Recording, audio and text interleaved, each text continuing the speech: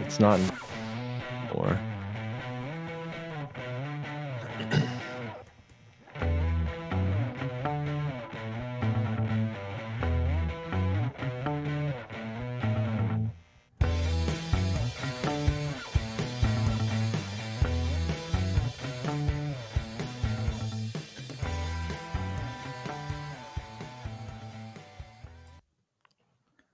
All right, Pot of Gold, welcome back. I remembered with 3 seconds to go to hit the button to bring us back, so we don't need Grant.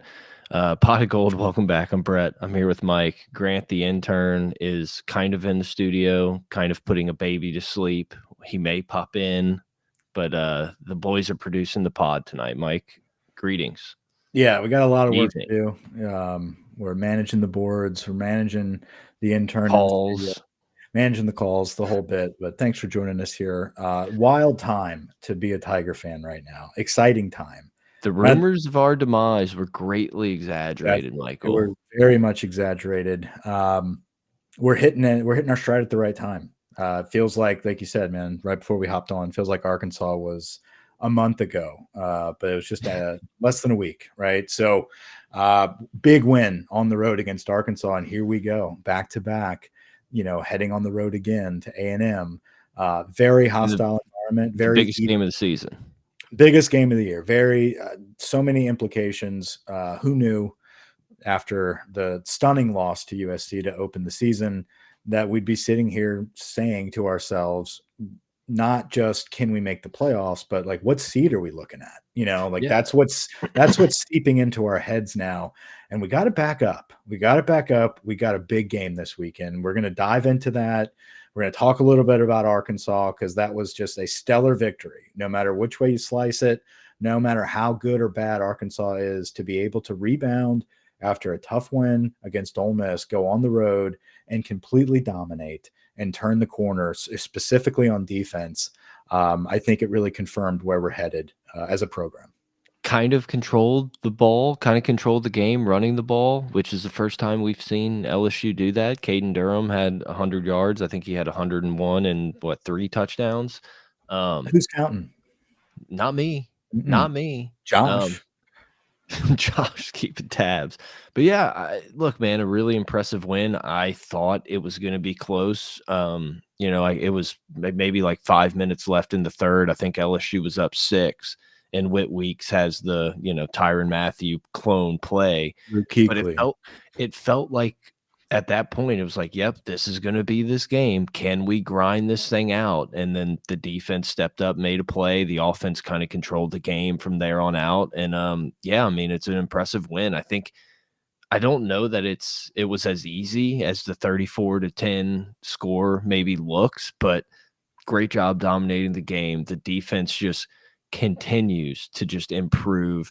Major Burns, Sage Ryan, again, played some of their better games as LSU Tigers. Like, we may have to kind of come to the realization that maybe these dudes hadn't sucked. They've just had terrible coaching and a terrible scheme and didn't want to play for the previous regime. I don't know. But it's like, now I can kind of see why Major Burns was a pretty highly recruited. Didn't he commit to Georgia? Yeah, he played. I mean, he Yeah, played. so He it's played like snaps at Georgia. I mean, I he's a can good. kind of start seeing it now, and it's like this team is coming together. I remember I took some shit after the USC game where it's like I'm more confident in LSU being a playoff team now than I was before the game kicked because I knew the defense was going to fight and get better, and it's like we do have an NFL quarterback here. Yes, we do, and Arkansas did not. But even with that being said, we held the guy in check. We caused pressure. Even when Defensive line dominated the game again. stuffing the run. I mean, Arkansas all season has been able to run the football very, very well. Baker's getting in his bag, running like I formation on the defense. Yeah, they're looking good. The defense looks really good, and that's what gives me the confidence that I did not have a couple weeks ago, circling this game in particular. Yeah. One, I didn't expect A&M to continue to win. The look back at the Missouri game, Missouri is not that great. And Missouri is fraudulent for sure. Missouri is fraudulent, but even with that being said, they did beat the hell out of them. Like it wasn't a close game. but literally everything that could go wrong for Missouri did. And A&M capitalized on every turnover, on every penalty, on every time they had an area to capitalize on something that happened to Missouri. They were able to do that. So kudos to them for doing that. But they made Brady Cook and Luther Burden and that offense look silly. I going Which back and they kind of look silly against everyone. and Like, they looking don't looking fucking at run an their offense. offense no, looking at their offense and then watching how we methodically drive and utilize all of our weapons, and it's just very, like, even games on the line, you kinda just have a feeling of, Nuss is dependable. Nuss is gonna get us a first down that somehow, he's gonna get quick out of the pocket, or he's gonna find Lacey across the middle, whatever.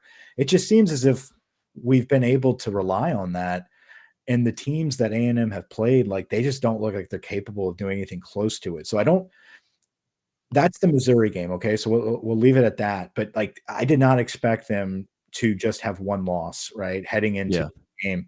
So they have a lot to prove as well. And so we're very equal in the sense of, holy cow, the what comes of this victory, one, for Brian Kelly, solidifies, hey, year 3 is his year, and this team is playing like a Brian Kelly team, meaning they're playing all 4 quarters, and Yeah. they're getting hot towards the middle to end of the year where you're supposed to be getting hot like a good football team. Like, if we're able to continue to do that, like, holy cow, dude, with the recruiting we have going on, this goes the implications here are not just they could make an SEC championship game now and then be a top 4 or 5 seed.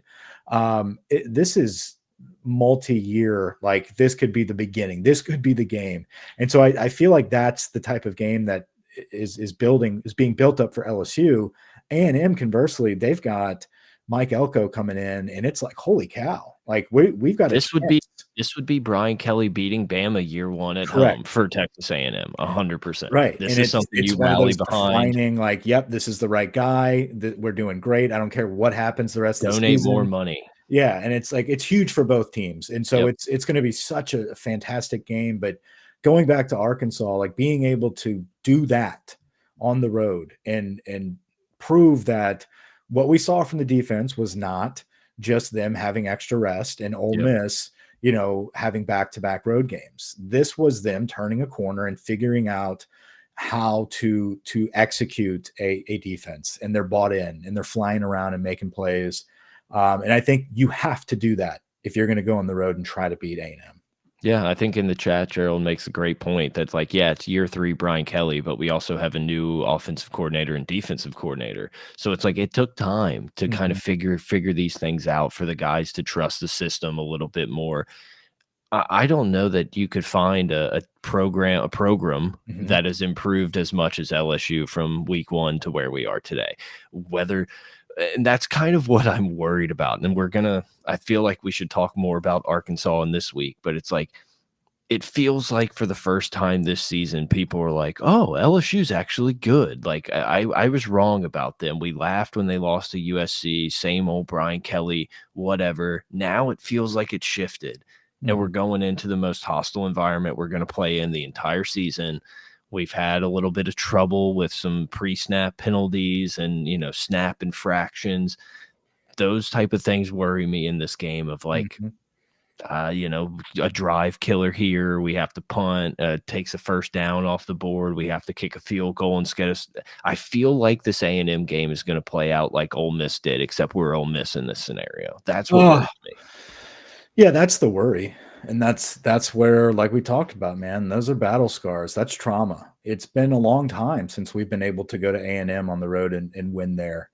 Um, and we've seen this before where we feel like we're hitting our stride and then boom, we're back down to reality.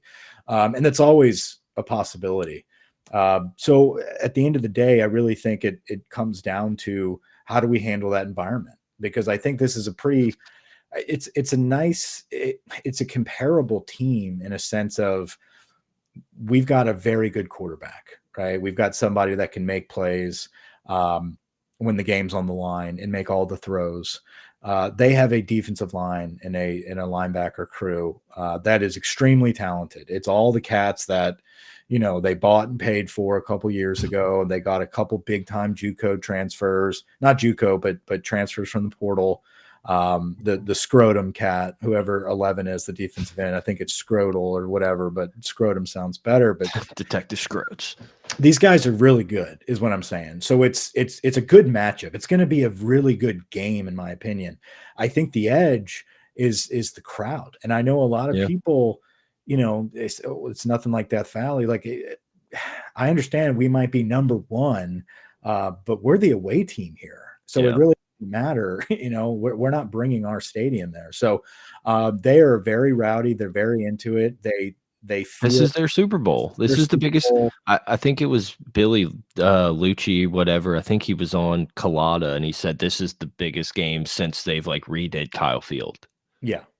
And so they're going to bring everything, like you're saying. It's going to be like Ole Miss going into Tiger Stadium, and the light shows, and they're going to have stuff planned out. And all of those whack jobs are going to be all in unison, and it's going to be kind of intimidating, not because of the sheer aggressiveness. It's the weirdness. It's just Yeah. where the hell am I? I got it. Like, am I going to die here?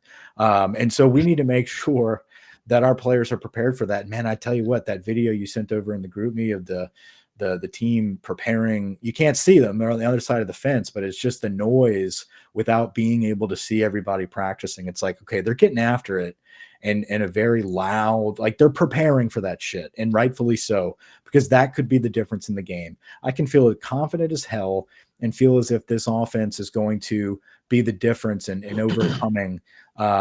I think I think we're the better team because of our offense. But man, you go out there and you start with the false start bullshit. Nuss starts checking out the line, and Chester, fucks up a snap because of the crowd noise. Like, things go downhill pretty quick, right? And that's my fear is, can this team overcome that shit? Because we've seen they're not perfect. They're not as disciplined as a team as they are. The O-line's got some issues when it comes to communication and flinches, the false Yeah. starts, lining up incorrectly, like all that type of bullshit. You got to clean that up when you go on the road, because it's going to happen just because of the noise in general, at least once. You can't let it be a habit. You can't get yourself in a trap like that, because this team has just as much to play for as we do. Yeah, just it can't be one of those games where you're sitting there in the second quarter, like, how the hell are we not up 17 points right now? We're up a field goal. And it's like on the road, those are just games you lose when that shit happens. Um, I don't know. But Can Brett, we we win this game. Let's live in this world as perfect scenario. We win this game. Like, you better start getting your bets in for Nuss for Heisman. Like, Yeah. that's setting up for if we win this game, he's obviously going to put on. Like, Yeah. as much as we want Durham to have a big day on the ground, and that would be the determining factor, this game is going to be won with Nuss.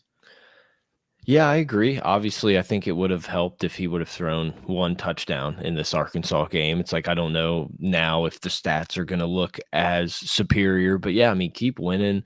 Nuss is as good a quarterback as there is. You got Cam Ward out there in Miami. You got Quinn Ewers, maybe going to the draft. I don't know. Maybe getting pulled. I don't know. Yeah, it doesn't look like the Heisman winner right now. Yeah, it's up for the taking. Right. And I don't know, man. It feels like I think we should take a step back and be like, this season's been fucking awesome. It's Like, crazy. I mean, back to back, seeing having the letdown of USC, and then seeing this team be like, okay, like razor thin margin now. The margin for error is so thin. We are going to get better every week, and they have but I'm gotten just better talking about every college single week. football. I'm just talking about Oh, like college oh, football. This has been the oh, most fun season in a long time. I it's don't been know if fun. it's the playoff, but it's like Arkansas beats Tennessee. Tennessee beats Alabama. Mhm. Alabama loses to Vanderbilt. It's like there's just been so many fun things that happen. Well, so But many also, people this can is the go most ahead. wide open Heisman race I Yeah. feel like we've had in a while. I have no idea who's going to win the Heisman right now. Yeah, when Gentry from Boise State is like the guy everyone's now jumping on, you're like, Is okay, everyone in the country, is all these fucking writers going to vote for a Boise State running back? That's the question. if they run the table, But I mean, if like they come upon a couple losses here, like there's no shot. I mean, Like, I'd be fine with him winning. I don't care, but it's like, hey, is he but gonna get the votes? Like, is he? what I'm saying, yeah, exactly. I think to your point though is the big dogs that are supposed to be performing, they've got hiccups and they don't. Not everybody looks great. And I think that's the fun part of this year as well, is it creates conversation every week because the top teams are very subjective. Like your opinion on who's the better team is very much like looking at a Josh Pate JP poll and It's a being like, power rating, not a ranking. I mean, there you could talk to a Clemson fan and they probably feel like, oh yeah, we're a top 5 team. Like you could talk to an LSU fan after if we pull out a win against A&M, be like, yeah, convince me otherwise. I think we're a top 5 team. Like everybody has an opinion, and I think that's what's fun. You don't just have your set 4 and everybody is jockeying to be that first one out at number 5 to hopefully, stumble into playing Ohio State, Georgia, or Alabama. Yeah, yeah, it's gonna be interesting. It's pretty fun Breaking out the season. all whites as A&M is breaking out the all blacks. In the circle of trust, fuck A&M. I don't care about them doing it. When teams do blackouts, it's pretty sick. Like, we're not a team that would ever be able to, like, do that, and so when I see it, I'm like, "That's badass." I agree with you. I just think it's not A&M. And I No, think I that's agree. I'm not even saying A&M, but, yeah, like, yeah. I you'll think be all watching, blacks like, are great. NC State, and you're like, "Dude, that's sick." Okay, Any when all they black uniforms, dude, when you look at the Ravens, like when Baltimore Yeah, wears all black at night in Baltimore, you're like, that's a cheat code just yeah. because of what they're wearing. It just looks good. I think, a team like Georgia, like we're talking about when they wear like the black jerseys and stuff, Mhm. it's like, damn, there's something lethal about that. A&M, it's just kind of okay, cool, but like you also still are wearing cadet uniforms in the stands, waving towels. Like it's just it is what it is. You can't change what that is. So embrace it. Do the whole fucking rustic maroon, man, and look like, you're out in the middle of a cow pasture like you are, and just buckle up, become a cowboy, and put on your boots, and that's who you are. The all black swagoo A&M stuff, it's cool, right? I think us doing the all whites, it's cool. I just think they're both very traditional uniforms. I There don't is I don't there think is A&M should be fucking around with all blacks. there really is nothing better than when you go play a team that's like, we're throwing out our craziest Nike Pro Combat uniforms, and then you just beat the shit out of them. It's like, you can't wear those again. Like, good job, buddy. Like that's gonna feel good if we can beat A&M. It's like you can't wear the blacks ever again. Kelly, yeah. Kelly doing the all whites back to back is something I haven't really seen. Is that confirmed? Do we know what we're wearing? I'm pretty sure LSU Twitter put out Okay. rolling it back with the Oh, all okay. whites. I didn't see that. Could be wrong. Again, I thought Vanderbilt put up a net against Texas. I believe that tweet. So I don't know. I don't know. They may have. listen, I think we're wearing all whites again. I could be wrong. I could be breaking terrible news here. Someone in the Um, chat will probably confirm for us. If yeah. only we had a producer here that was able to, like, look those And things up on the fly. he's feeding the baby in the kitchen with his headphones in, being He like, hears it. It's all whites. I hope so, because the title of this episode would be really fucked up. But anyway, I digress. But I think, listen, I think it's going to be flashy. It's going to be fun. It's going to be a battle. All black uniforms versus all white uniforms. I think it's going to look really cool, like for Yeah. television. It's going to be really badass. Gerald says all whites. All right. It did make me happy that game day was just like, we're not going to College Station. Yeah, where are they going again? I think Indiana. I believe they're going. Is it? I don't remember now. I saw it and I was like, that I makes me do know happy. they weren't coming to us, and I'm like, that's strange, but I didn't really follow up with where they decided, because what a flop there. Like, this is the game of the week. There really is no other big game this weekend. It is the premiere. Yeah, I think they're going somewhere like Indiana where it's like, okay, like, you've never been there. That's fair. We're in like week 8. We're probably gonna go to LSU for Bama. Mhm. So whatever. I'm always down when game day doesn't show Indiana's up. coach is something interesting. Google me. I saw something today. I think it was like the Pat McAfee show, and it was like, "This dude has changed Indiana football forever." It's like, guys, can we fucking chill?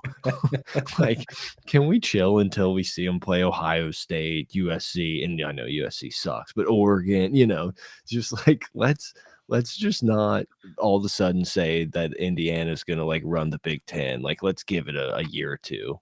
Yeah, yeah. Grant's catching up Mike here. Mike Norvell like type thing, like, we're running this shit forever.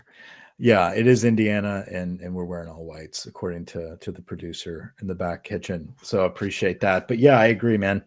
Should be interesting. But it's teams like that. It's teams like Indiana. It's teams like BYU. It's those random squads, Iowa State, that you're just like, damn it, like, are they good or not? Or is it going to be this bunched up bullshit from 8 to 12 where we're just like, hello, like we just almost I won the SEC championship here. We're not getting in. That's going to be a crazy little experience. the Well, I don't know what they call it. Whatever the ESPN show on, like, Sunday morning at 11 o'clock, where they, like, unveil the final rankings and, like, the bracket is going to be fucking electric.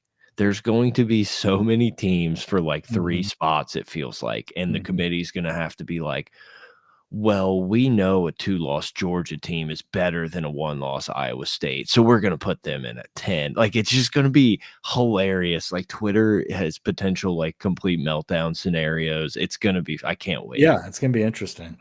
But this game As this long as weekend, we're, like, heavily locked into a spot, then I can't wait. If we're this on that bubble.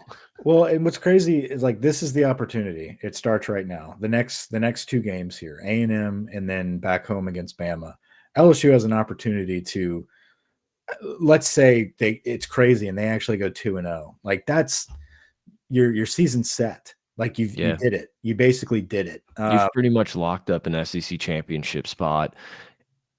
And I mean, I it just feels like you just have to put the second bet. Like both the teams in the SEC championship game Should be in. have to make it in. Like, I Mhm. understand that maybe Texas is sitting out. Like, sure, they're in, but like you also kind of have to put LSU and Georgia in and like fuck Tennessee or however it plays However out. it plays out. Yeah, we'll see. And then same for A&M, dude. A&M beats LSU and goes into it, and they've got a game at home against Texas for the first time in however long it's been to go to the SEC championship and have a top 4 seed probably. I mean, like crazy for them. I just don't believe that. I I don't agree. buy that I'm with you. A&M is that team this quickly. Um, it would just be very bizarre for the college football world to just be like, "Oh yeah, and by the way, A&M's the best team in the SEC." It would be No, I kind of agree. crazy, right? And I think LSU is that first team that they're going to face that kind of knocks them back to reality a little bit. And the team that can perform and execute and do what they do best, whatever team gets rocky, like if Wigman's going around because he's erratic, like if we make it a Connor Wigman game where he's going to have to beat us, we're winning this football game. If Like, LSU can stop the run and put the game in Wegman's hands, I love right, LSU's chances right. 100%. Conversely, if it's hey, this game is on Nussmeyer and Nuss has to win it, like, all right, we've been there before. I've Yeah. seen that before. I'm pretty confident in that. I I don't think trust it LSU so much in those late game situations. Like, we're so battle tested. It's like, obviously you lost to USC, but you've been in that spot, in a massive spot to score a touchdown. Obviously against Ole Miss, you had massive possession. It's just like in South Carolina, you had to dig deep and score against good defense. So it's like I really like our chances in those late game situations too. if you can protect Nuss, if you can let Nuss have a clean pocket and let him sling it, they're going to beat these DBs. I love A&M's personnel in the front seven, but the DBs are kind of suspect if there is time. If there's time, 100%. And I feel like we have the O line that should be able to do that for the most part. We're gonna have like Scrotum's great. That dude is a top round, absolutely first round, but like he could be a top 10 pick. That dude's sick. Yeah. They've got several guys like that on the D line that are disruptive. If we can step up, and traditionally offensive line, like this is the time of year where it's like, okay, put up or shut up. Have they improved or not? And 9 times out of 10, O line, it takes a handful of games to get in a rhythm. They've obviously protected very well. They've started to open up in the running game with the emergence of Caden Durham.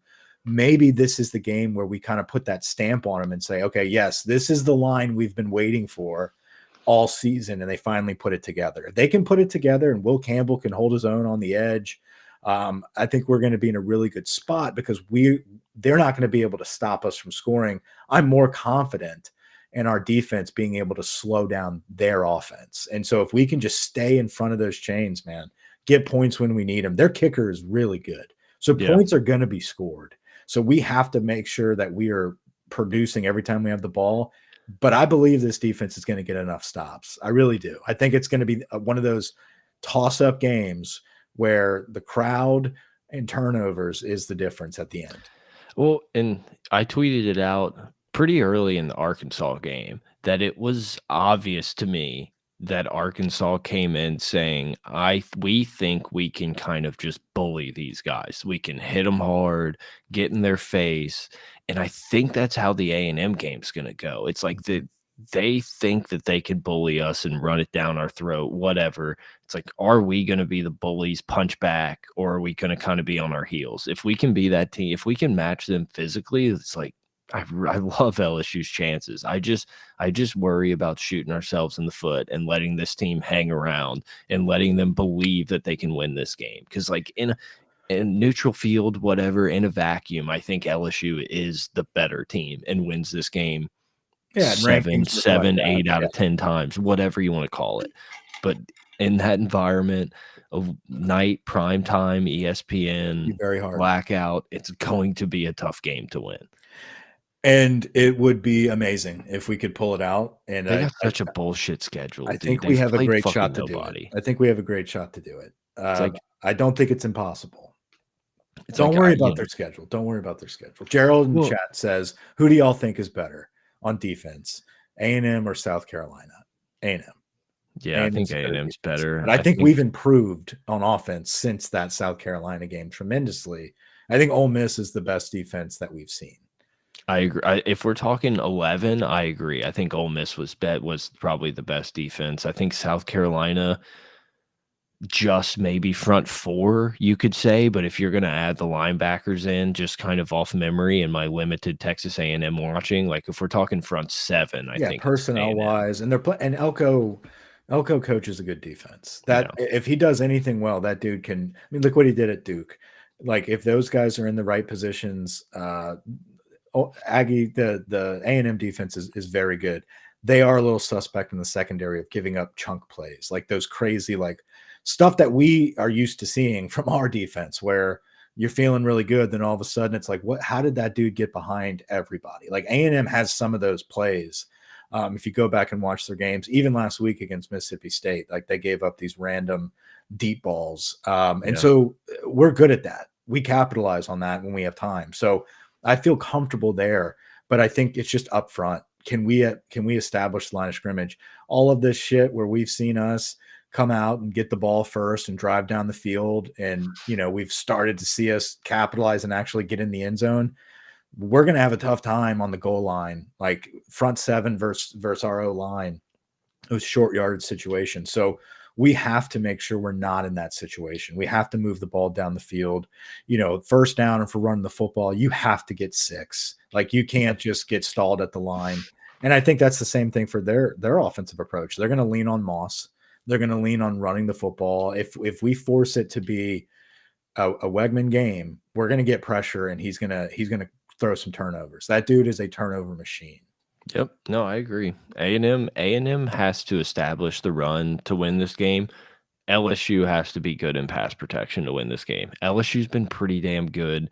And, I know the O-line gets a lot of credit, but Nussmeier does an incredible job of maneuvering in the pocket, feeling pressure. There was one, I don't know when it was in the game, but he like feels the backside pressure so well, moves up in the pocket. I think it was an incompletion. And then one of the next plays, he throws that absolute drop to Aaron Anderson in the back corner of the end zone as he's just getting obliterated from behind. It's like, I believe that Nuss is going to be able to go in there and make plays. I don't know. We have to play a very good game to win this game. That's the difference. Is we have to perform at a very high level. And if we can do that, the sky is the limit for this team. If we can go into Kyle Field and like you're literally, it's like already being 6 feet under and you have to claw your way out of the coffin, like when you get in there. And so can this team keep fighting? Can they keep fucking moving the dirt out the way and get out of that hole? Because you're going to start in a hole essentially, with everybody breathing down on you. They put in the chat, Hugh G just now, given 2018 Florida vibes. I remember that game being like, we're so close. It just feels like everything is against us, not Oh, yeah, just the yeah, yeah. 11 in front of us, but anything that could go wrong, it happens. Like that's what happened in Missouri against them. Can A&M do that again against a good team? And if they can, that's impressive on their part. But I think it would be even more impressive for us to pull out that victory. We've only given up one second half touchdown in the SEC throughout our SEC games. Yeah, I don't know what else to say about the defense. Whit Weeks is the best player on this team, potentially top whatever players in the SEC, like first team All SEC, probably going to be somewhere on an All American list. Um, we already said it, but guys like Major Burns and Sage Ryan are playing so much closer to their recruiting stars than they ever have at LSU. The Stargazers. the defensive line, I never know who the fuck's on the defensive line ever, Great and rotation. they're just always making plays and, like, blowing up, taking double teams, like, doing their job. Swinson, I don't think Swinson had a sack, but it felt like he changed that game constantly against Arkansas. Somehow the Um, Arkansas quarterback held on to the football when he came around and swiped it out of his hand, and the dude held on to it and got out of the pocket. Like that should have absolutely been a strip sack, or a forced fumble. But I mean, Whit Weeks, everyone's on the Whit Weeks is everywhere. page. Like there is zero, it feels like zero communication issues ever on the defense. Like all these dudes are bought in. Zy Alexander, I don't even know if he's playing half the time because no one ever throws it his way. But we need that. We need the defense that we saw against Ole Miss and Arkansas. If that defense shows up against A&M, you have a chance. You absolutely have a shot to pull this out, and a very comfortable one at that matter if you get this defense. Because I really believe the offense is built to score, and they're not built to bleed the clock. And we've seen us have to do that. So we'll see. Who is zero? I'm blanking on his name. Xavier Thomas. No, on the Shan. defensive line. Shan, is it Shan? There was one play where LSU ran that, like, I formation blitz, and the backup linebacker, maybe it was Atkins, maybe it was the other guy, kind of just, like, over pursued. The quarterback got out, and, like, Paris Shan just beelines it down and, like, saves the first down instead of trying to chase the quarterback behind the line where he was never gonna get him, like, marches it down, pushes him out, holds him to, I think, a field goal attempt. And it's just like the defense, Brian Kelly mentioned so many times that it's like these guys are trying to do too much. They need to do their 1 of 11 job. And like that's what I feel like I'm seeing on all these plays is that no one is trying to save the world and is out of position. Everyone's just doing their job and trusting the process, and it's worked great. Yep, and they're all bought in, and you can see that with the D line. You don't have anyone on the D line that Bo Davis walked through the door and said, "Oh, thank God, I've got my Yeah. Michael Brockers of the year, or I've got Mason Smith returning. I'm going to make him the best thing ever." Dude, Y- yeah, imagine if Bo Davis could have had Wingo and Smith. Fuck me. right. But yeah, but instead, you're developing a true freshman, Ahmad Bro. You're Yeah. rotating in Parashand, Gio Paez. You've got Dominic McKinley coming into his own. You've got just a good, healthy rotation. Sean Washington involved there, but you never really know which one is in because they're all doing their job. They're all Yeah. being coached. They're all being developed. And it's a wonderful thing to see. And then at the defensive end, it's the same thing. Savion Jones, Parashand, elite. Then you rotate in Deshaun Womack and Gabe Relaford. Like those guys are not a step down at all. It's a breath of fresh air whenever we can rotate like that. And they're all doing their job very well. Linebacker wise, it's amazing to see what Whit Weeks is capable of. We all knew that watching him last season. I think that's the frustrating part a lot of times is Brian Kelly's identification of talent early on. And it's like, I get there's developmental stages to it, but there was times last year where we're like, get 40 in the game because Guys, he I is know nice. everyone wants Whit Weeks on the field, but he's a freshman, you Yeah. know? He's gotta learn. Right. I And know. so, but here he is. Here he is leading. Isn't he leading the SEC in tackles at this point? I don't Yeah. know. He's unbelievable at the moment. We need a big game from him. If those guys up front do their job and Whit Weeks has another game like this, they can slow down that running game and make it a Connor Wegman shootout. LSU can win this game. Yeah, I mean, I think obviously also you're gonna have to have another Major Burns game. Like, if Major Burns has played how he has the last 2 or 3 weeks, I really like our chances. Like, it seems like he plays that star position really well, where he kinda is that lingerer in the middle and being able to D up, drop in zones, but also blitz a lot. Um, I'm excited. This game's gonna be really fun to watch. I'm nervous already. Like I said, I have bad feeling. Too many, even Bama boy Josh Pate picked LSU to win this game. Then that's where I was Yeah, like, everybody's now "Oh." trying not to be wrong on LSU. It's like, God Yep. damn it, we're supposed to be the only ones that buy this just yet. Give us one I'm more week. I'm very worried we're gonna just see that perfect gold on game day, LSU's just across the board at the bottom, and it's like, that's No, no, no, no. They'll A&M's gonna have. I mean, they're still favored. I think there's gonna be enough people that are gonna deflect that way. So here's the thing, man. The reason I'm so scarred is I was at that 7 overtime game. where are you? I've never heard you say that before. Man, that left an impression on me like I'll never forget. I'll never forget it, and it's tough. And so I know what my brethren are getting themselves into here. And I don't envy you to be there, but stay strong, get rowdy, do as much as you can. Um, but it's going to be tough. But I think Brian Kelly's going to have this team prepared. If I believe anything, I believe that they're going to be focused and prepared for this, and we're going to put our best foot forward. At the end of the day, if we execute our plays to the best of our abilities, this team is good enough to win this game on the road. I And don't then really. It's a coin toss.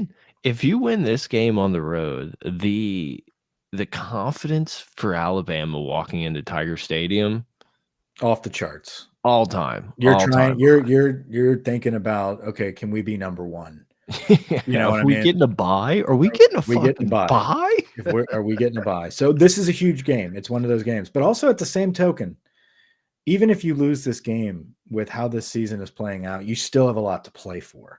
Yeah, And for so sure. we have earned that level of leniency or a little bit of wiggle room there. As much as I hate to say that, it's very difficult to win on the road back-to-back games in the SEC. It's rarely done, to be honest. If you go back and look at the statistics, the home team in this series has won what, the last 7, Something like that, yeah. something wild. So like, it's big. This is a big, big, big game. If you can pull this out, that is a program changing win, not because of who it's against, but with everything that's been built up and the way this season is kind of shaken out. You've got the opportunity to really make some noise in the postseason if you can pull this one out. Can we talk about our run game versus A&M's run defense? I feel like that may be a theme.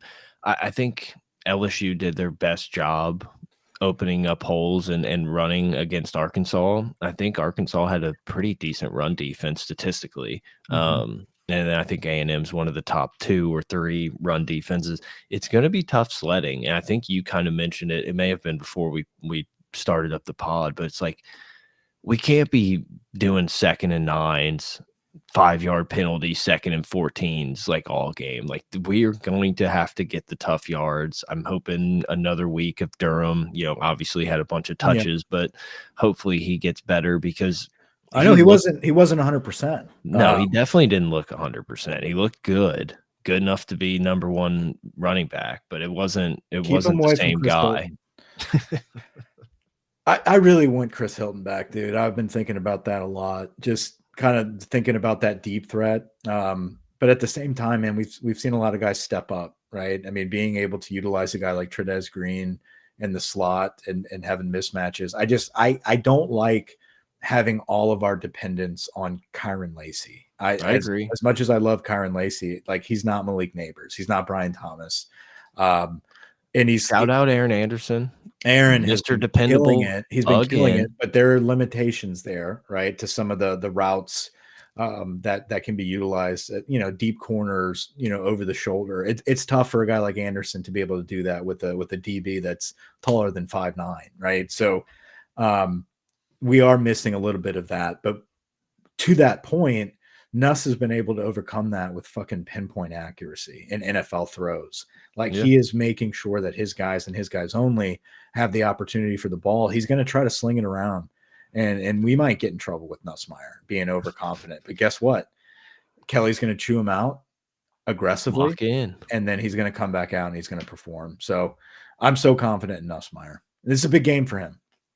Yeah, no, this is definitely a massive game. Everyone's kind of already decided that Nussmeier would be leaving and going to the NFL. And it's like, if you are that dude, I know you're older, but you've played 7 games of college football, 8 games of college football. If you are one of those guys who can play 14 games in college and then go be an NFL player, you have to show up in a game like this. As far as the running game goes, to the previous conversation, they've got a stout run defense. It is what it is. But if you had to draw up, hey, who do you want on your O line, or what team could if they turn the corner in an area that they haven't been that great at, and this is the week it happens, LSU's O line is the one that I would bet on. I'd be like, okay, they should be doing this. I think it took us a while to kind of figure out who the running back would be. I think Caden Durham, absolutely. I mean, if you go back, this should probably be a John Emery type game where we're just going to pound Emery and he's going to, bust a few up the middle, whatever. He's going to bust a few. And you got a guy like Caden Durham that we've been able to see that now. And he's got a little bit of that juice to him, a little wiggle. He can also catch the ball out of the backfield. Like, he will be an absolute difference maker in this game. It's up to this offensive line to make sure that they don't get overpowered, and we can actually take advantage of that. If we can get them going sideline to sideline with Nuss's arm, spread them out a little bit, then you're going to start feeding Caden them into those gaps.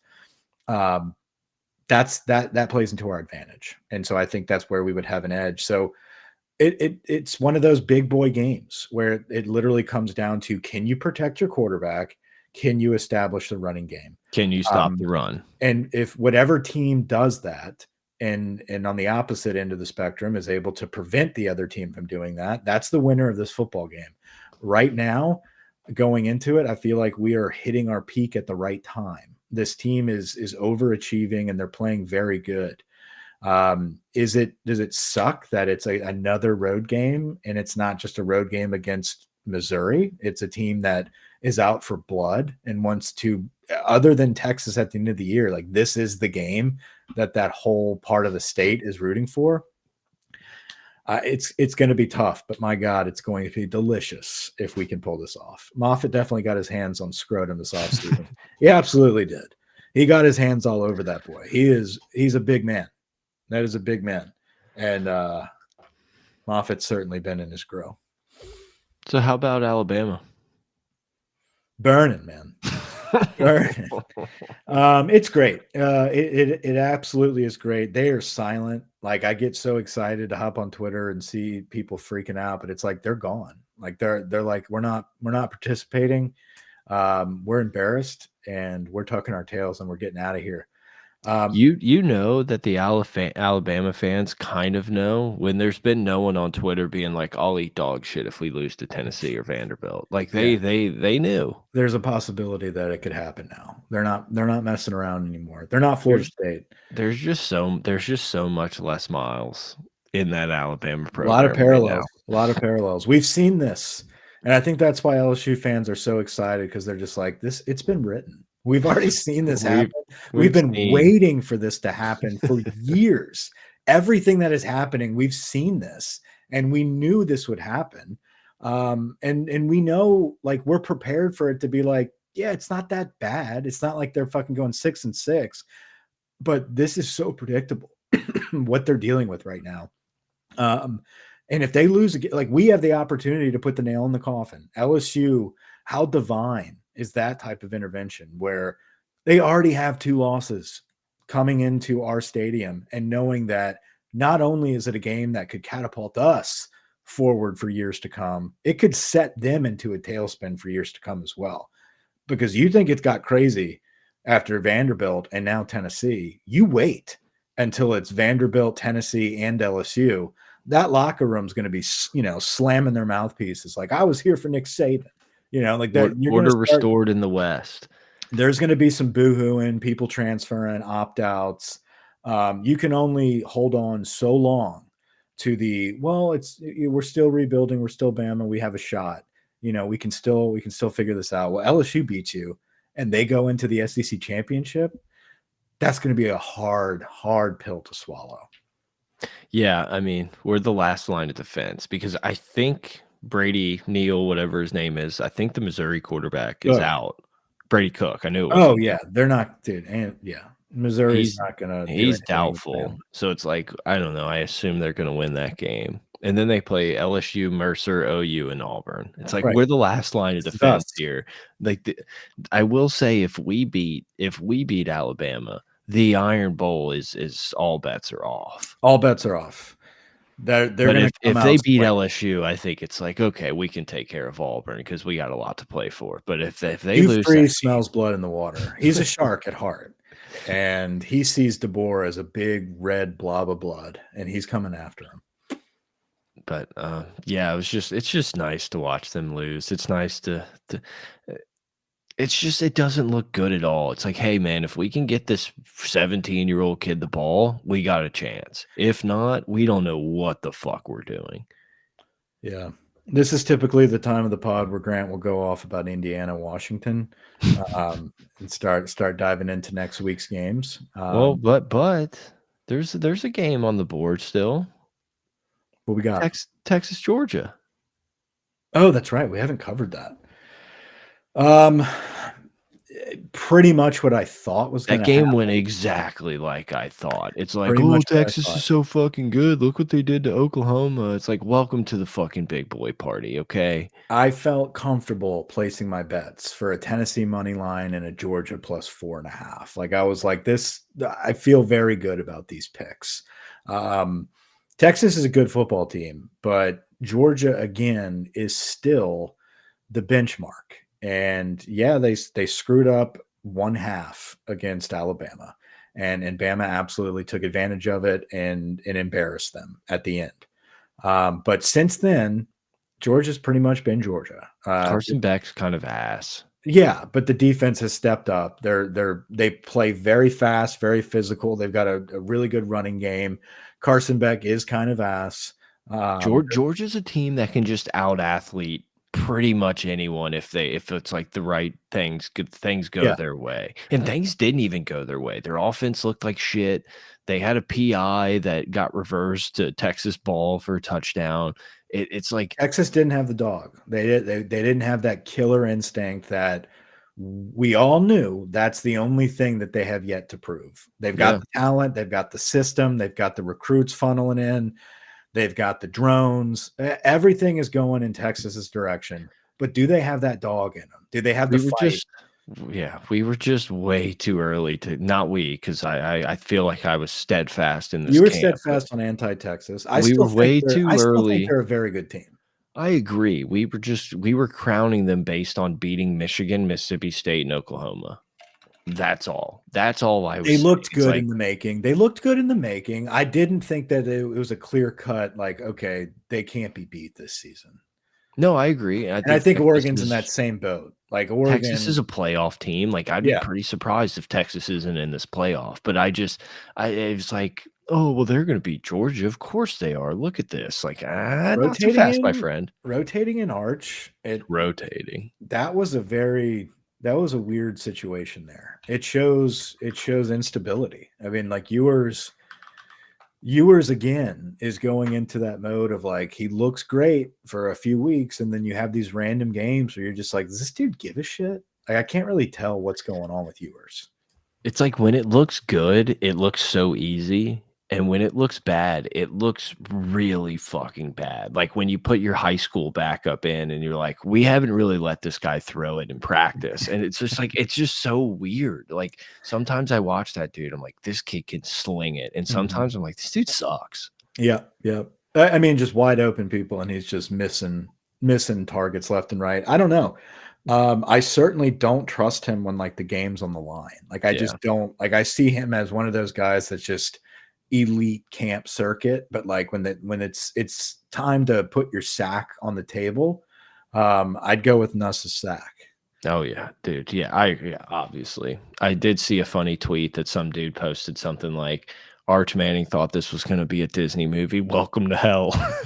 Yeah.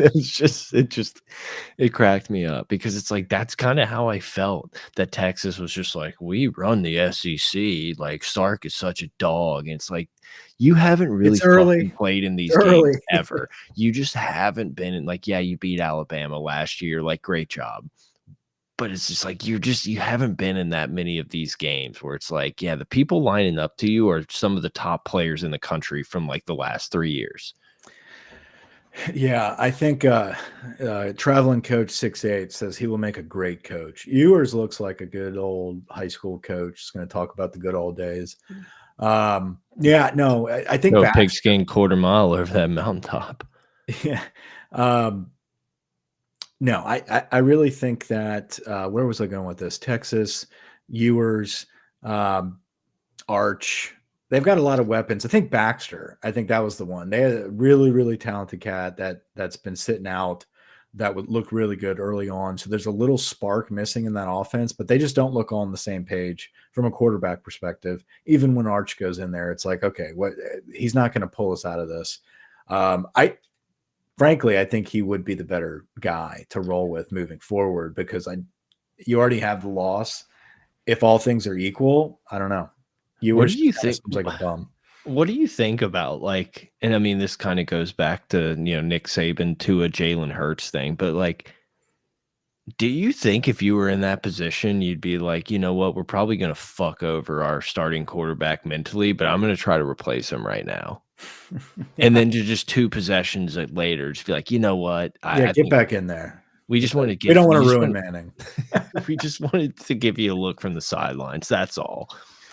I don't know. I think it's a Sark being, hey, here's a reminder, like this, we can bench you, like we can have Arch playing over you. I think that's kind of what that was about.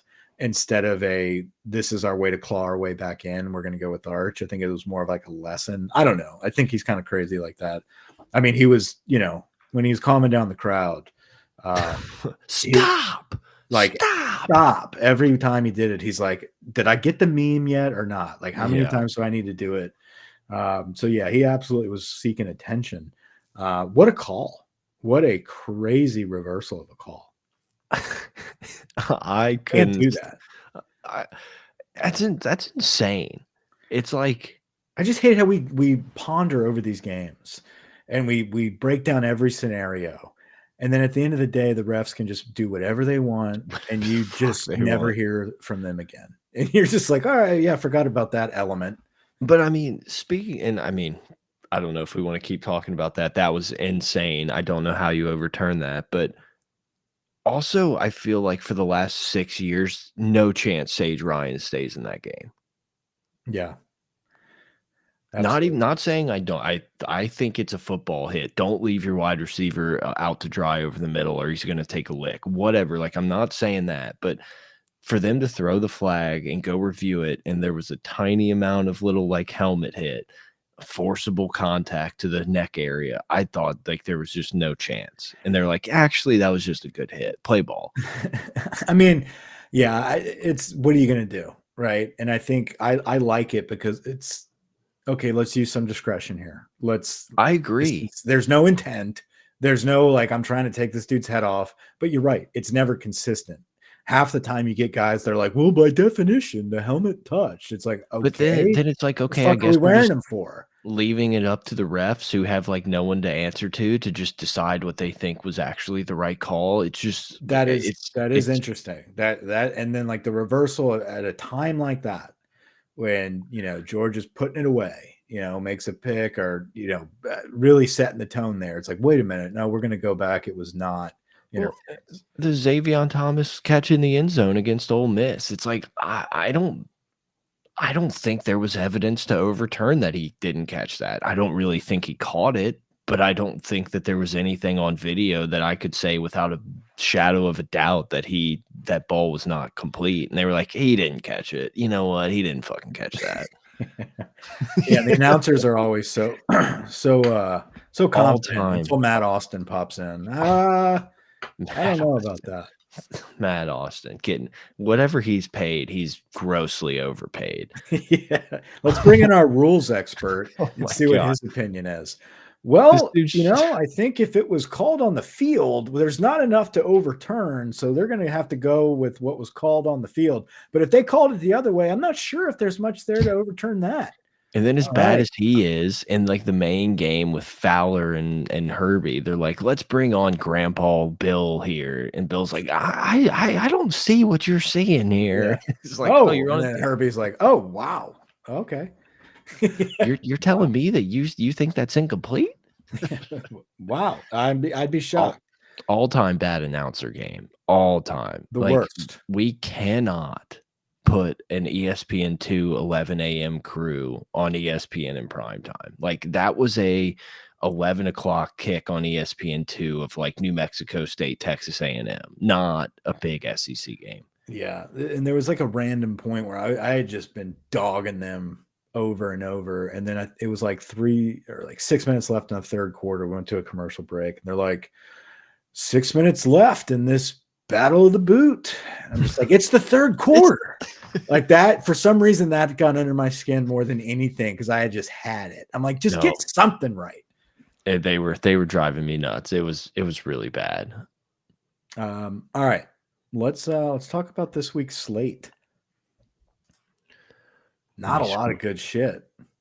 I haven't even really paid attention. So let's see. Nebraska at Ohio State. That's a Garbage. perfect 11 a.m. game.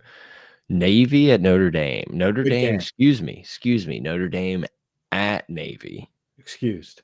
Good game. I think Navy leads the league in, like, time of possession. So that would be very funny to just see them have like 47 minutes of possession and beat Notre Dame. That would make me happy. But I mean, look at where we are in college football. Where we're sitting here, just like, ooh, Notre Dame, Navy, Ooh, Navy, locking armed in. forces. I could be patriotic for a Saturday morning. Are you Right, kidding me? locking in. This is the week where shit changes.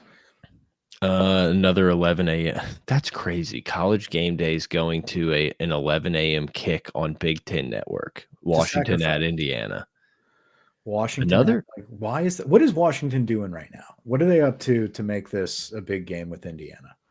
nothing. Yeah, They beat Michigan, this is the only time that they could give a little chef's kiss to Indiana this I season. guess. It kind of sucks because this probably won't be a game that normally would probably be fun. Oklahoma at Ole Miss and another 11 a.m. kick. Hmm. It'll be interesting to see if Ole Miss That's a kind of yuck. That's kind of a shows yuck. up. Oklahoma's bad. Bad.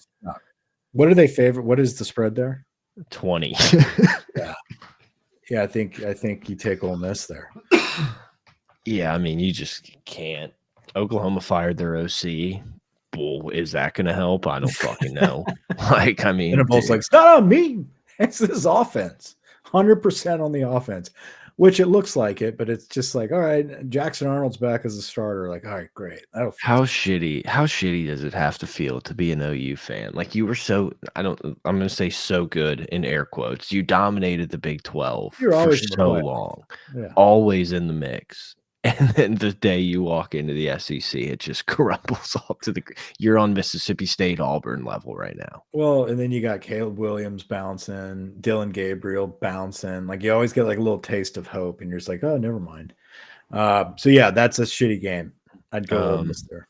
2:30 slate, Illinois at Oregon. Maybe it's one of those games Oregon can slip up. I wouldn't really buy into that. Yeah, this is a this is, hey, make sure we pay attention to this television station Illinois is playing. It's like, okay, how many more weeks do we have to be bought this?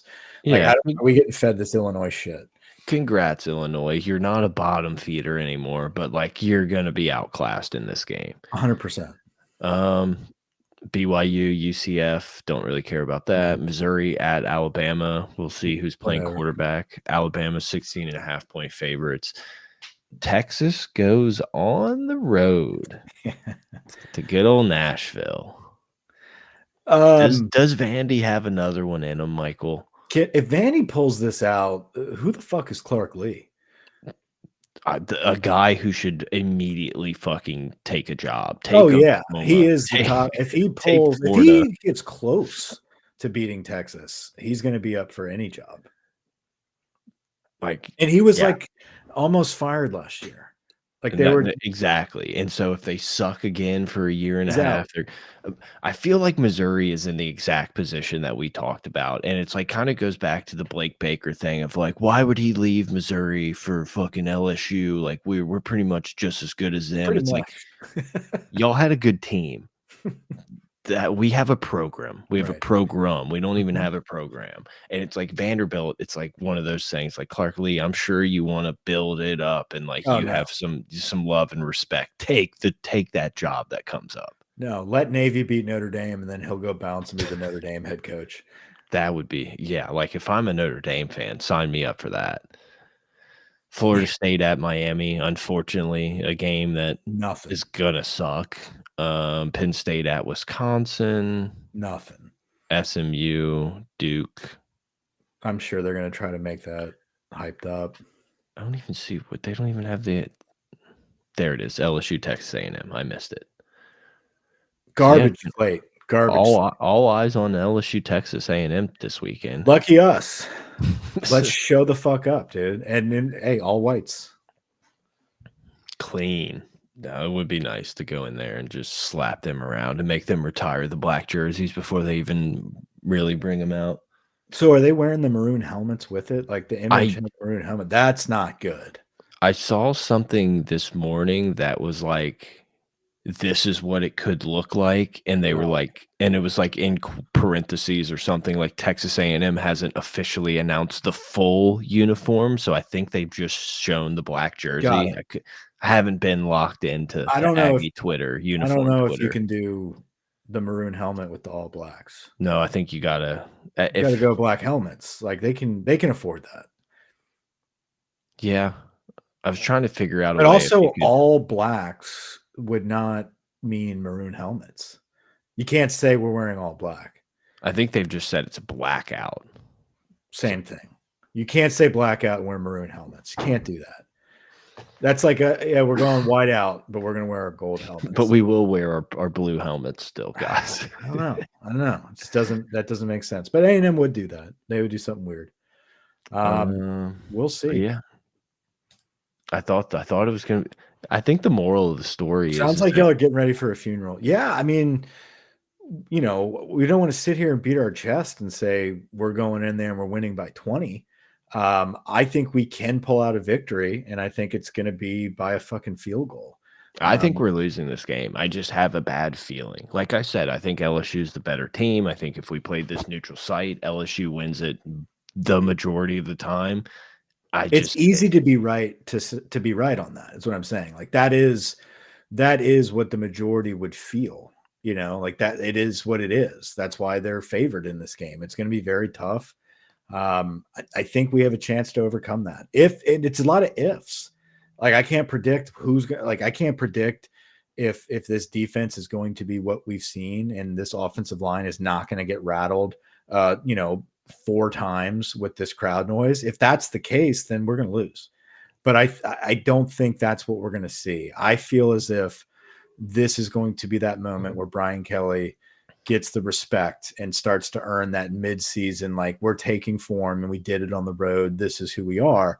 But there's a good chance that that's completely off and we're going to go in there and we're not going to get stomped, but we're going to be digging out of that grave the whole night. And then hopefully we can pull it out at the end, which we've been able to do before.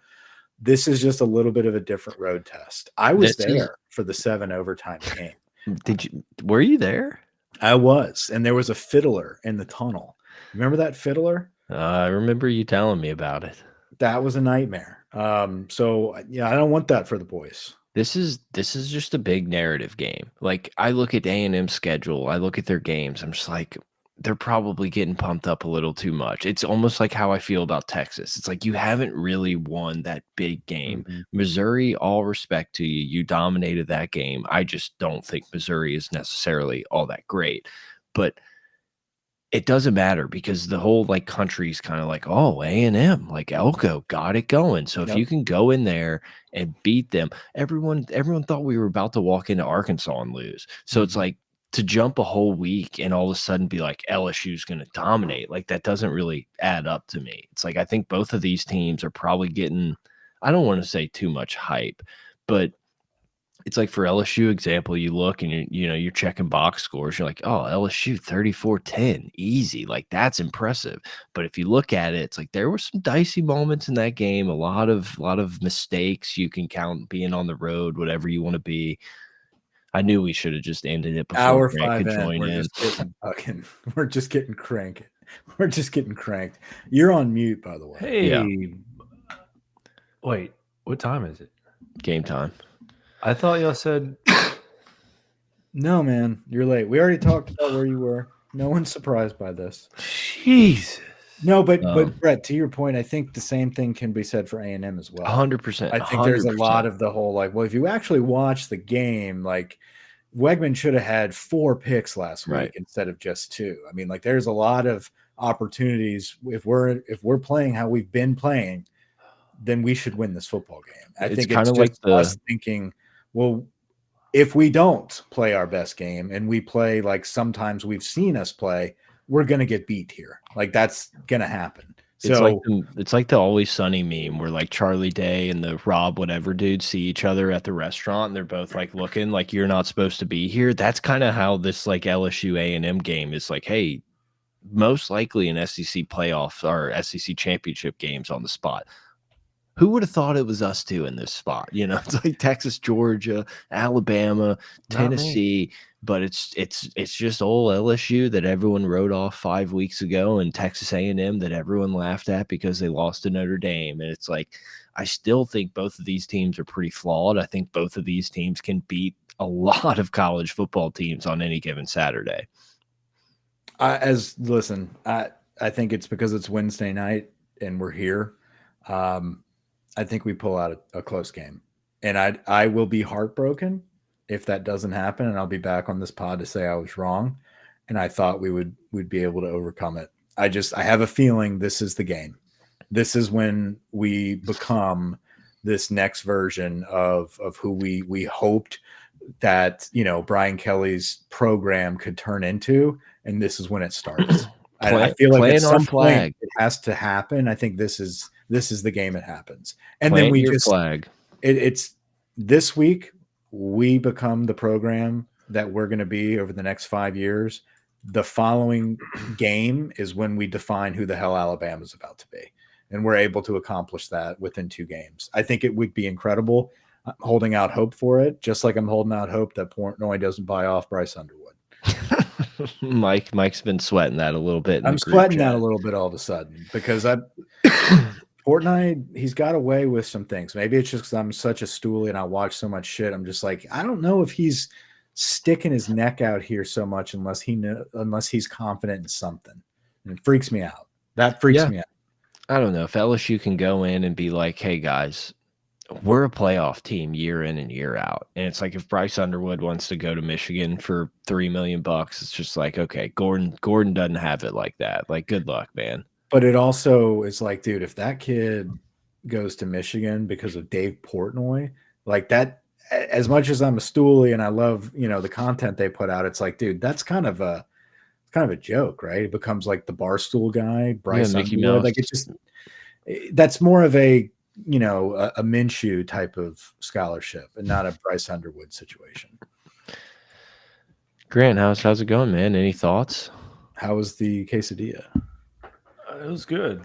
It's cold. Good. It's going to be bad at 3 a.m. when I wake up to get driving on the causeway. That's when it's going to be really nice.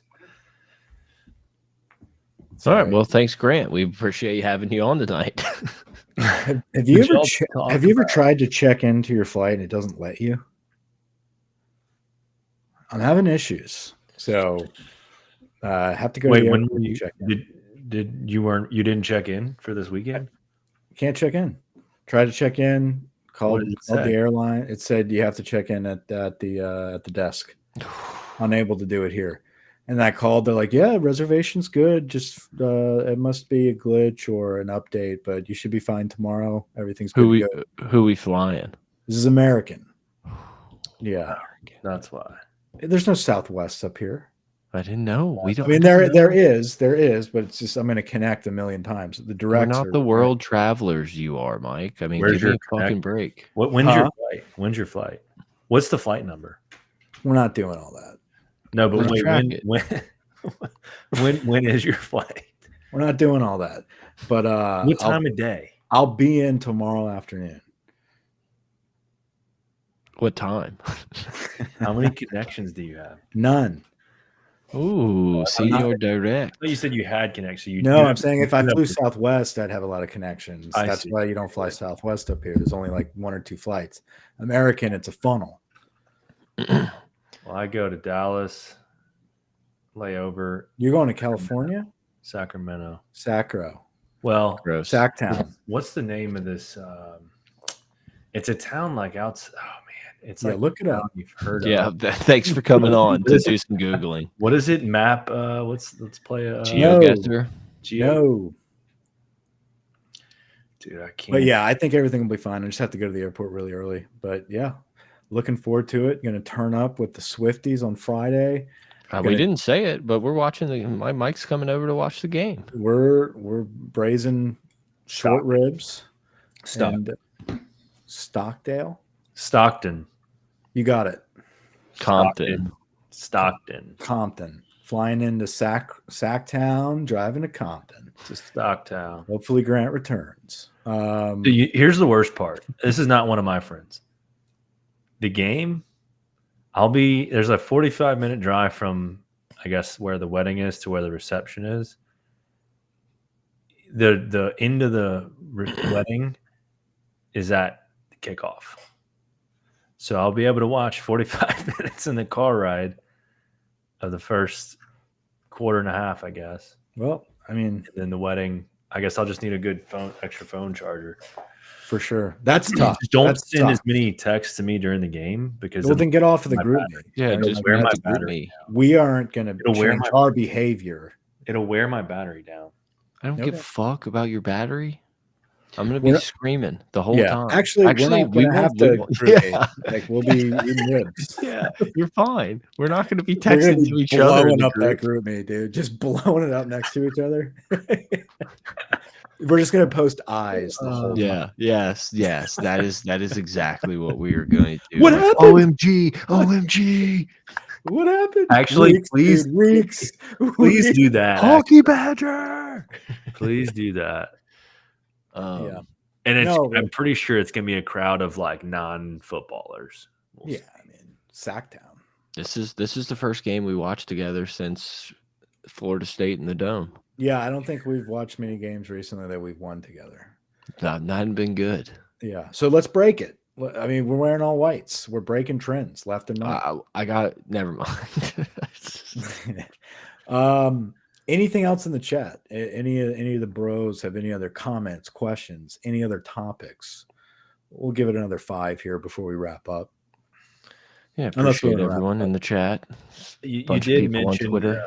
You said this is about the point in the pod where Grant would mention Indiana or some random game. Some stats about Indiana, Washington, or something. Notre Dame SMU Navy. Duke. Notre Dame Navy has some big implications. Germans. Okay. Already Yeah, talked about we it. covered that. I went in and out the burrito. You went in and out of the burrito. That's a fun night. Now I know why you were so late. I'm back. You don't got any I'm a little napkins? beanie, but we're good. Did y'all talk Texas Vandy? No. Yes, we did. Okay. Clark Lee's Wouldn't going that be to the funniest game. thing ever? Clark Lee is either Florida or Notre Dame's next head coach. We decided that a few minutes ago. Or Michigan. Or Y'all Michigan. talk Florida State, Miami? Big No. Not really. And there's nothing to talk about there. I feel like that's going to be a bad announcer game. I feel like that's going to be a bad like high definition. I know there's something going to be off in that game where I'm just like, this is a waste of my time. Cam Ward's going to play well. Florida State's going to get dunked. Honestly, it's fucking wild that they fired Robert Griffin, but still paid the fucking guys that called the LSU game. Like, that's crazy. Does what's his name get fired? Does Norvell make it for going undefeated last year? They just gave him a massive extension, fully guaranteed. Yeah, he's not going anywhere. I think they'd have to pay him $74 million not to coach. Wow. They're like dead Clark silent. They're the Florida State people that I know like won't talk about football anymore. If you want to do that, I think you have to get Dion. Like, if you're gonna sell boosters on $74 million for this dude not to coach, you can't just fucking go get the Vanderbilt coach, or you can't go like find some OC somewhere. You kind of have to just give it to Dion, I think. Andrew Reed says, how many touchdowns does Wegman have? And I'll hang up and listen. I'm assuming he's talking about statistics. Will he have? No, I think does he have? That's how I want to think it, because I don't think he has many at all. And I think that's the point. This needs to be a Wegman game. Like, we need to make it 3. He's got 3 total touchdowns. But he's only played not only. He missed a game or two, though. He missed a few games, but I think all of their touchdowns against Missouri came on the ground. He's played in 4 games. He's played 4 out of full games. He's got 3 touchdowns. It will be his best game, though. Prepare for him to Miller Moss a couple throws and just throw career throws on us.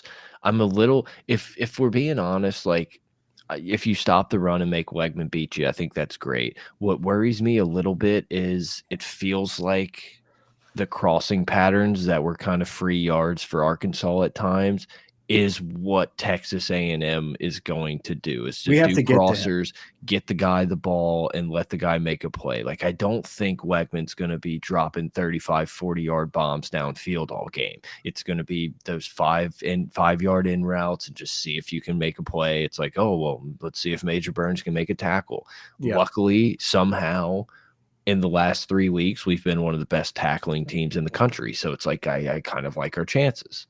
Yeah, and I think it's just get him out of rhythm, get pressure, get in his face, and make it a game where they have to rely on the run, right? And it's not necessarily Wegman, scrambling all over the place, because that's not going to work. And if we can give get us out obvious passing downs on 3rd down, not 3rd and 2 all night for Texas A&M. Yeah. If it's 3rd and 8, that's really good for us to be able to get to him and cause some sacks and turnovers and stuff. But if it's 3rd and 2 and they can kind of power run it, that's where they could sustain drives and beat. Would it absolutely shock either one of you? Would it shock you if we came out and just dominated this game? No, it would. Like we did against Arkansas, essentially. And like it's just like, okay, maybe A&M was very overrated and LSU's really good. And it is what it is. I think that's I would valid. not be shocked. I mean, they beat Florida. They kind of dominated Florida with backup quarterback in that weird muddy game. But other than that, it's like, yeah, Missouri, whatever. But Mississippi State didn't look good. Who did they play? Was it Auburn? Arkansas. I went off of their schedule. Yeah, Arkansas was a close game. Arkansas could have won that game. It's like, I don't think they're great. It's more of like it's Texas A&M Super Bowl when LSU comes to town. Like, that's more of what worries me about this game. I don't think they're the better team. I think they have some really good players. I think that they could win this game. I just LSU's better. It's like, can you go in and handle that environment and take care of business? Yep. Maybe there's an argument that, like, okay, because my opinion was going to be LSU's obviously showed progression each week, especially defensively. A lot of grit. And you can kind of say the same, I guess, about A&M, but their defense is already supposed to be pretty good. Their defense is good. Right. Last week, their offense took a step our back. offense was already good. Yeah. And I think they're starting to click and figure out some things in the running game. And I think that's back to Brett's main point was if we don't have the stupid false starts and the crowd noise affects us, I think we do start off hot enough to win by more than 2 touchdowns. I mean, that would not surprise me to win by 20 plus points. The way LSU loses this game is drive killers. It's like when you have some momentum. Yeah. Sorry. No, I was just say when you have momentum and all of a sudden you have to punt or settle for 3, we get inside the 10 and then we get a penalty and a false start. You know, it's like that's the type of shit that causes you to lose this game. What Ole Miss did against LSU, it's like if Ole Miss would have taken, and like obviously LSU's defense, you know, stepped up, whatever. But if Ole Miss would have went in there and taken care of business like they probably should have in the first quarter, it would have been really hard for LSU to win that game. It would just be very, very poetic. It'd be beautiful to see 1 week prior Georgia go into Texas in that hostile environment, backs against the wall, you know, plus 4.5 odds, and go in there and be like, oh, remember, welcome to our conference, right? I would love for that to be followed up with LSU doing it to A&M. Be like, don't forget, we're still out of you here, right? And Georgia and LSU are the top 2 teams, you know? And so I don't know. I think that there's definitely a world where that can happen. We just have to be ready for it, to overcome it. Do we think that Perkins out is a blessing in disguise? I don't like using that type of like frame of reference as far as a blessing. We're done trying to force something that doesn't work. I think like, Perkins is a better, like he is absolutely a stud that we would be a better defense with Perkins involved. I think just by sheer talent, the addition of him. But I think the removal of him has given us a culture change and has given the defense an identity to perform their best at their own positions and not worried about one person. If he were to come back, I feel like they'd have a different perspective, and his addition to the new type of defense that we're running, where it's not just about Perkins and we put him in there as a, you know, a spy that rushes on 3rd down, et cetera, something crazy like that, it would work and we'd be better for it. I think because of his situation, we became a better defense as a whole. I don't think that means that Perkins coming back one day or whatever would be a bad thing. So it's not really a blessing in disguise, but it has certainly worked out in our favor of progression as a defense as a whole. But also what it does is it puts you one linebacker injury away from being in oh shit territory. Yeah. I mean, listen, who's to say? I mean, fuck, we didn't see Major Burns performing like he would have a few weeks ago, or Sage Ryan had a couple pass breakups. I mean, this defense as a whole wasn't on the field every play week 1. Right. And a lot of that had to do with we have to make sure Perkins is at this position or that position. And like now that we've identified everyone really has a role, it would be nice to have that added element of like, oh, by the way, we've got this freak as well in our arsenal of tools. He's not the defense, but he's a tool of our defense that's really effective. We just weren't able to do that. And I don't think we had enough time with Baker, to figure that out. I think the timing of it was actually useful, though, for us to figure out everybody else. And now that we're there, we're at a good spot where it'd be nice to add another lethal piece like that, anything remotely like that. Hell, we get Jacoby and Guillory back next year. He comes out today and says that he will be returning. So another body that's coming back to really have his moment and say, I want to be part of what LSU is building here on defense, because we're obviously turning that corner, and it's not slowing down anytime soon. It's not as if all of those guys are leaving and we can't replace them with better players that are just waiting in the wings. So exciting times, especially on the defensive side of the ball. And hell, Joe Sloan, coaching up this offense. Everybody is getting better and better each week. So who's to say we can't stay on that pace and perform? I'm with you. I'm with you. All right, guys. Over and out.